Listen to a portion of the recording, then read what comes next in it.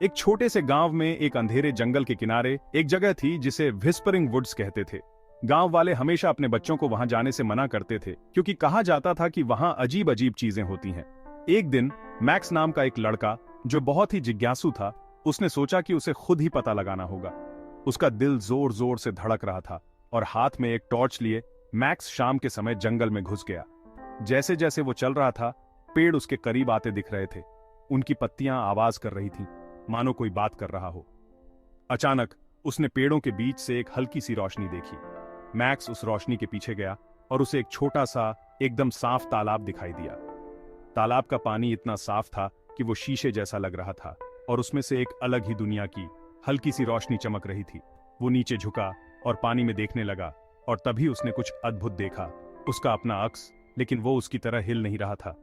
इसके बजाय मैक्स का अक्स उसे देखकर मुस्कुरा रहा था। हेलो, अक्स ने धीरे से कहा, जबकि मैक्स ने अपना मुंह भी नहीं खोला था। मैक्स डर के मारे पीछे हट गया। कौन कौन हो तुम? वो हकलाते हुए बोला। अक्स और भी ज्यादा मुस्कुराया। मैं तुम ही हूं, लेकिन एक अलग दुनिया से।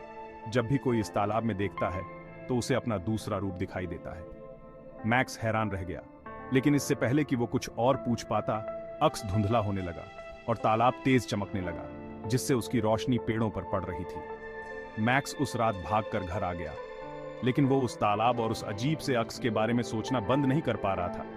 उसने व्हिस्परिंग वुड्स के इस रहस्य को अपने तक ही रखा, क्योंकि वो जानता था कि कुछ रहस्य सुलझाने के लिए नहीं होते, बल्कि कुछ रहस्य खोजे जाने के लिए होते हैं।